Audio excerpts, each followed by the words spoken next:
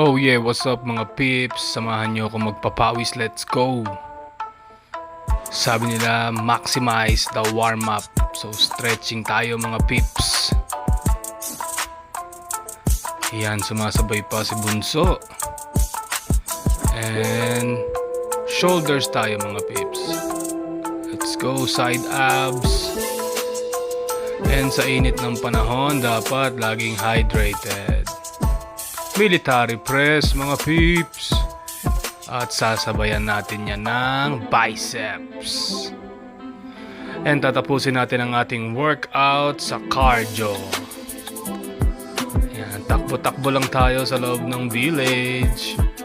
Yan, lakad na may konting takbo. At naging third wheel din tayo sa lovebirds. And that's it mga peeps. Bye!